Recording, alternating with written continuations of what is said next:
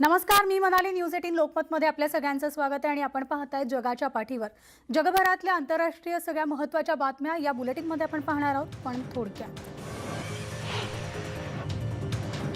देशात कोरोनाग्रस्तांची संख्या 72 लाखांवर गेली आहे, तर गेल्या 24 तासात 63,000हून अधिक लोकांना कोरोनाची लागण झाली आहे. 730 रुग्णांचा कोरोनामुळे मृत्यू झाला, तर ऑक्टोबरच्या दुसऱ्या आठवड्यापासून कोरोनाग्रस्तांच्या संख्येत घट झाल्याचं पाहायला मिळतंय. सध्या भारतात रिकव्हरी रेट हा 87% असून कोरोनातून बरे होणाऱ्यांचं प्रमाण सगळ्यात जास्त असल्याचं पाहायला मिळतंय. भारतात कोरोना विषाणूचा दुसऱ्यांदा संसर्ग होण्याचा कालावधी 100 दिवस निश्चित करण्यात आलाय. म्हणजेच रुग्ण एकदा कोरोनाच्या संसर्गातून बरा झाल्यानंतर त्याला 100 दिवसानंतर पुन्हा संसर्ग होण्याचा धोका सर्वाधिक आहे. तर ICMRचे प्रमुख बलराम भार्गव यांनी ही माहिती दिली आणि त्यासोबतच देशात दुसऱ्यांदा संसर्ग झाल्याचे 3 रुग्ण आढळून आल्याचं सुद्धा स्पष्ट केलंय. यातील 2 रुग्ण मुंबईतील तर एक अहमदाबादमधील आहे. रशियामध्ये कोरोनाचा फैलाव रोखण्यासाठी प्रशासनाकडून पूर्ण खबरदारी घेतली जाते. मॉस्को रेल्वे स्थानक निर्जंतुक करण्यात आलंय. यावेळेस कर्मचाऱ्यांनी रेल्वे स्थानक परिसरामध्ये फवारणी केली आहे. तर स्थानकावरील तिकीट, खिडक्या, दरवाजे तसंच फूड स्टॉल सगळं निर्जंतुकीकरण करण्यात आलंय. रशियामध्ये कोरोनाबाधितांची संख्या दिवसेंदिवस वाढतीये, तर 13,000 नव्या कोरोनाबाधितांची नोंद करण्यात आली आहे. इंग्लंडमध्ये कोरोनाचा कहर सुरूच आहे. दरम्यान कोरोनावर नियंत्रण मिळवण्यासाठी इंग्लंडमध्ये तात्पुरतं लॉकडाऊन लागू करण्याची मागणी UKचे विरोधी पक्षनेत्यांनी पंतप्रधान बोरिस जॉन्सन यांच्याकडे केली आहे.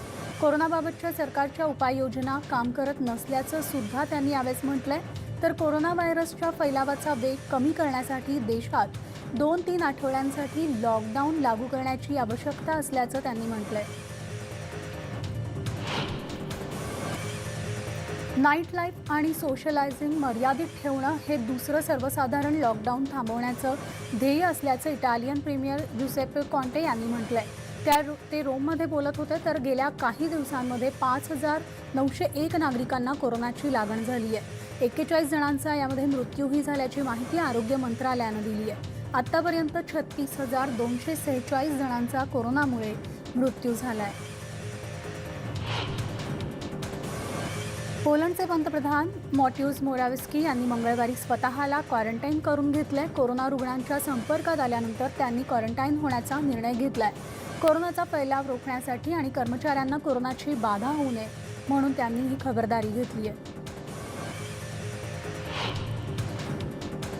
नेपाळच्या आणखी एका मंत्र्याला कोरोनाची लागण झालेली असून आता नेपाळचे शिक्षण मंत्री गिरिराज मनी पोखरेल हे कोरोना बाधित झाले आहेत. त्यांनी आपली कोरोना चाचणी केल्यावर त्यांचा रिपोर्टही पॉझिटिव्ह आलाय. तर याआधी एका कॅबिनेट मंत्र्याला कोरोनाची लागण झालेली होती. अमेरिकेचे राष्ट्राध्यक्ष डोनाल्ड ट्रम्प यांनी विरोधकांचा चांगला समाचार घेतलाय. मोठ्या कालावधीसाठी लॉकडाऊन लागू करण्याची मागणी करणाऱ्यांना ट्रम्प यांनी यावेळेस सुनावलंय. लॉकडाऊन लागू न करण्याचा निर्णय योग्य होता. ही बाब आता जागतिक आरोग्य संघटनेनं सुद्धा मान्य केल्याचा दावा ट्रम्प यांनी यावेळेस केलाय. अमेरिकेमध्ये लशीच्या बरोबरीनं आणखी एका औषधाची मानवी चाचणी थांबवण्यात आलेली आहे. सुरक्षेच्या कारणास्तव मागच्या 24 तासात अमेरिकेमध्ये निर्णायक टप्प्यावर असलेल्या 2 औषध चाचण्यांना ब्रेक लागलाय. कोरोना व्हायरस विरोधामध्ये प्रभावी औषध निर्मितीसाठी प्रयत्न करणाऱ्या शास्त्रज्ञांना हा एक झटकाच आहे. अमेरिकन औषध कंपनी एली लिलीनं अँटीबॉडी उपचार चाचणी स्थगित केली आहे. तर हॉस्पिटलमधील रुग्णांवर एली लिलीकडून 3ऱ्या फेजची अँटीबॉडी उपचार चाचणी सुरू होती. त्याआधी अमेरिकेमधील दुसरी मोठी औषध कंपनी जॉन्सन अँड जॉन्सननं कोरोना लशीच्या चाचण्या स्थगित केल्या.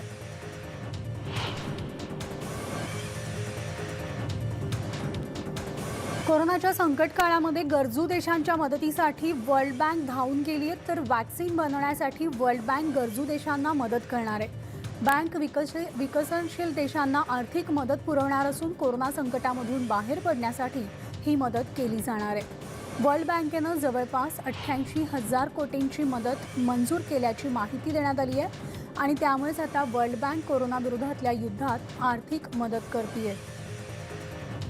लॉकडाऊन नंतर जवळपास 8 महिन्यानंतर शाळेचे वर्ग पुन्हा एकदा सुरू करण्यात आले.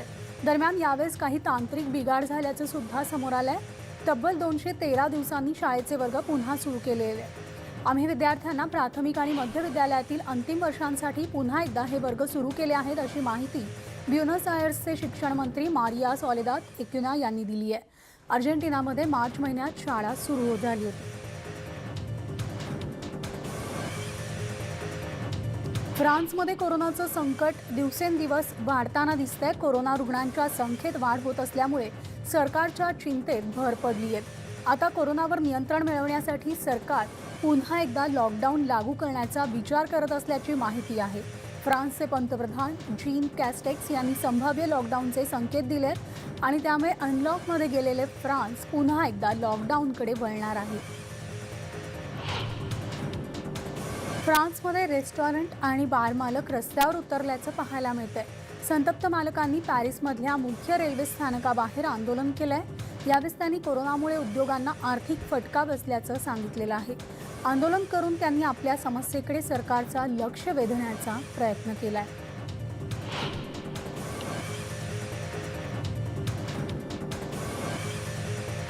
नेदरलँडमध्ये देखील कोरोना रुग्णांची वाढती संख्या पाहता डच सरकारनं रेस्टॉरंट्स आणि बार काही दिवस बंद ठेवण्याचा निर्णय घेतलाय। सरकारनं आंशिक लॉकडाऊन करण्याचा निर्णय घेतलेला असून देशात लॉकडाऊन करण्याची आवश्यकता असल्याचं पंतप्रधानांनी यावेळेस म्हटलंय। अन्यथा हॉस्पिटलमध्ये रुग्णांची संख्या वाढण्याची भीती देखील त्यांनी व्यक्त केली आहे।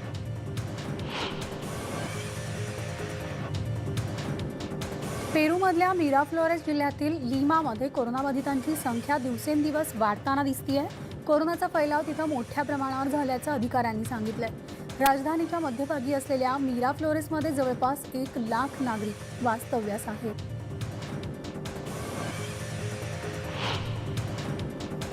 कोरोनामुळे अनेक व्यावसायिकांना मोठा आर्थिक फटका बसलाय। दरम्यान मोठ्या कालावधीनंतर कोलंबियामधल्या बोंगाटामध्ये पुन्हा एकदा लग्न सोहळा आणि बर्थडे पार्टीचं आयोजन असल्याचं पाहायला मिळतंय।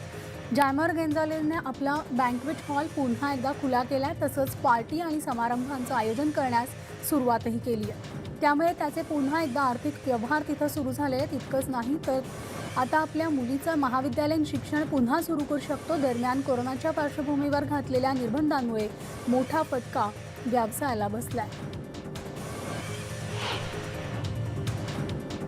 बांगलादेशनं चीनला मोठा झटका दिलाय। कोरोना लसीवरून बांगलादेशनं चीनला दणका दिल्याचं सांगितलं जातंय। त्यांच्या एका कंपनीसोबत सुरू असलेल्या कोरोना लशीच्या चाचणीवर पैसे लावण्यास बांगलादेशनं स्पष्ट नकार दिलाय। कोरोना संकटामुळे अनेकांच्या नोकऱ्यांवर गदा आली आहे। बेरोजगारीचं प्रमाण वाढताना दिसतंय। ब्रिटनमध्ये तर बेरोजगारीचे दर आता 4.5% पोहोचलेले असून गेल्या तिमाहीत बेरोजगारी दर 4.1% होता आणि आता हाच दर 4.5 म्हणजे 4.5% आलाय। अमेरिकेमधील नेवाडा राज्यातील 25 वर्षीय तरुणाला 2 वेळा कोरोनाची लागण झालेली होती, तर हा तरुण आता उत्तर अमेरिकेतील 2 वेळा कोरोनाबाधित झालेला पहिला रुग्ण असल्याचं लॉन्सेट मेडिकल जर्नलनं प्रसिद्ध केलेल्या संशोधनातून समोर आलंय।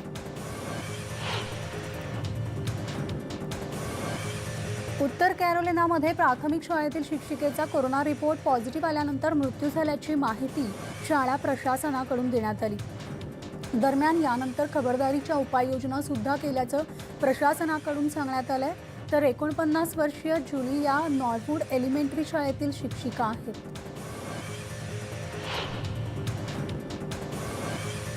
कोरोना संकट लवकर दूर व्हावं यासाठी प्रार्थना करण्यासाठी हजारो कॅथोलिक पोर्तुगालच्या फातिमा इथं एकत्र आले।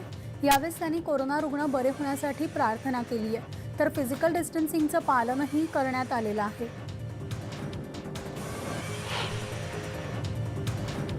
बेलारूसमध्ये सरकारविरोधात रस्त्यावर उतरणाऱ्या आंदोलनकर्त्यांपैकी 700हून अधिक आंदोलनकर्त्यांना ताब्यात घेण्यात आल्याची माहिती सरकारनं दिली आहे। त्यापैकी 570 जणांना कोर्टाच्या सुनावणीपर्यंत अटक करण्यात आल्याचं सुद्धा सांगण्यात आलंय। तर 11 ऑक्टोबर रोजी देशभरात 25 निषेध मोर्चे काढण्यात आले। यामध्ये जवळपास 11,000 आंदोलनकर्ते सहभागी झाले होते, अशी माहिती देण्यात आली आहे।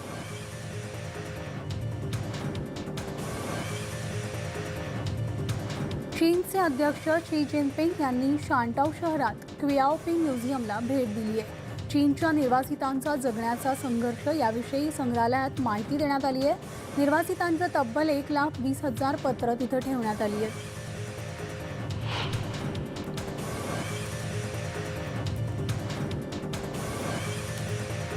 नायजेरियामध्ये लागोसमध्ये पोलिसी हिंसाचार आणि सरकारविरोधी आंदोलनं 6व्या दिवशी मंगळवारी सुरूच होती. स्पेशल अँटी रॉबरी स्क्वॅडनं केलेल्या कारवाईच्या निषेधात ही आंदोलनं करण्यात आली आहे. तर एन्डसार्स अशी मोहीम ऑनलाईन राबवली जात असून या मोहिमेला नायजेरिया आणि इतर देशातून प्रतिसाद मिळतोय. पाकव्याप्त काश्मीरमध्ये नागरिकांनी इम्रान खान सरकार विरोधात जोरदार आंदोलन केलंय. तर गिलगित बाल्टिस्तानमध्ये नागरिकांनी सरकारविरोधात निदर्शनं करत पाकिस्तानचा प्रांत बनवण्यात विरोध केलाय.